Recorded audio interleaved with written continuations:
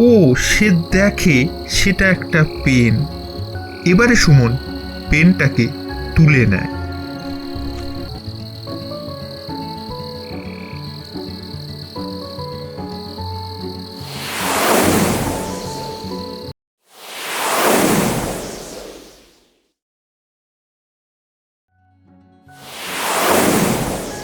রাজপুর গ্রাম, এ গ্রামেই থাকে আজকের গল্পের প্রধান চরিত্র সুমন।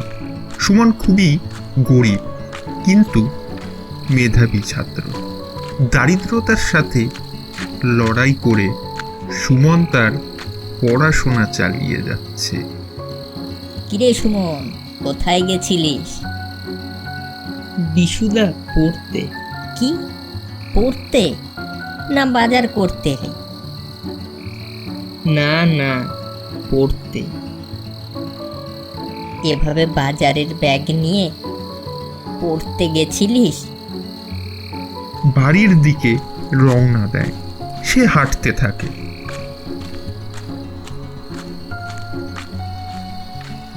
সবাই আমাকে নিয়ে মজা করুক। ভগবান যে এই পৃথিবীতে গরিব কেন তৈরি করে? তুই দুঃখ পাস না সুমন, সব ঠিক হয়ে যাবে। তুই তো জানিস যে বিশুদা সবার পেছনেই লাগে। জানি জানি, আমাকে নিয়ে মজা করলো। কালকে স্কুলে যাবি তো? হ্যাঁ যাব, তুই তৈরি থাকিস। এবারে পায়েল বাড়ির ভেতরে চলে যায় ও সুমন এবার বাড়ির দিকে রওনা দেয়। সে হাঁটতে থাকে।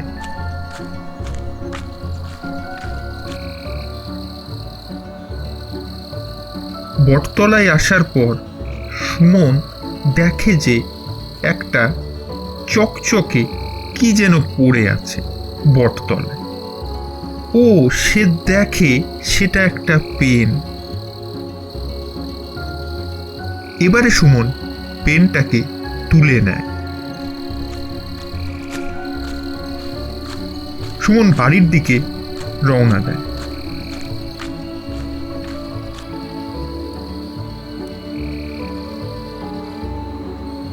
ঘরের ভেতর সুমন পেনটাকে এক দৃষ্টে দেখতে থাকে এবং ঠিক সেই মুহূর্তেই পেনের ভেতর থেকে কিছু কথা সে শুনতে পায়। তুই এই পেন দিয়ে যা আঁকবি তাই তৈরি হয়ে যাবে।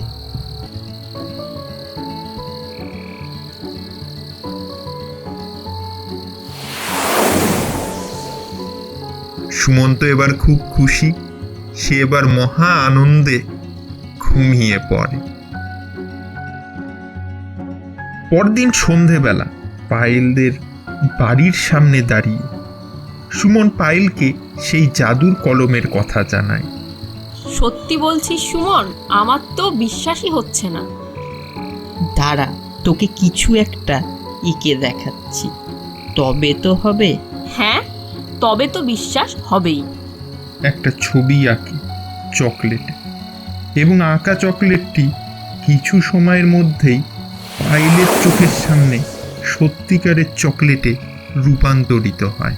কিন্তু এসব দূর থেকে দাঁড়িয়ে দেখে ফেলে গ্রামের লোভী ছেলে বিশু। এবারে সেই পেনটার প্রতি লোভ হয় বিশুর। সে পেনটাকে চুরি করার কথা ভাবতে থাকে এবং সুমনের বাড়ির দিকেও সে যায় পেনটাকে চুরি করার জন্য এবং পেনটাকে সে সুমনের বাড়ি থেকে চুরি করে নিয়ে আসে। আমি বড় লোক হয়ে যাব, কেউ আমাকে আটকাতে পারবে না।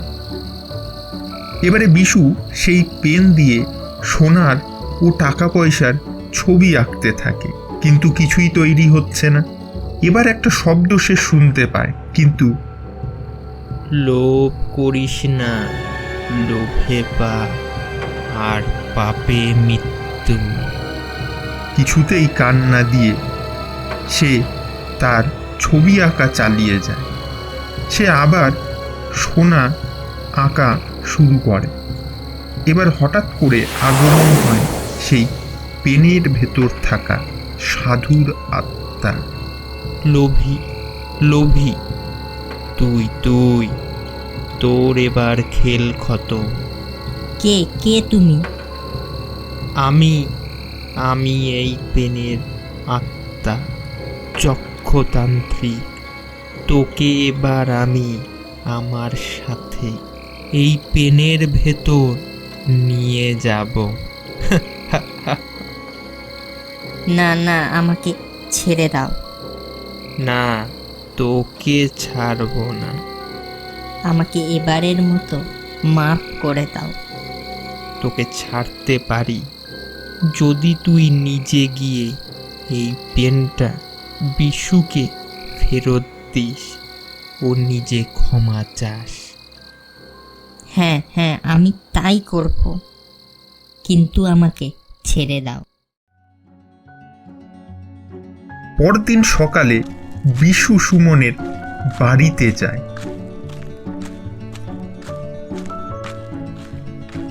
এবং সুমনকে সব ঘটনা জানায়।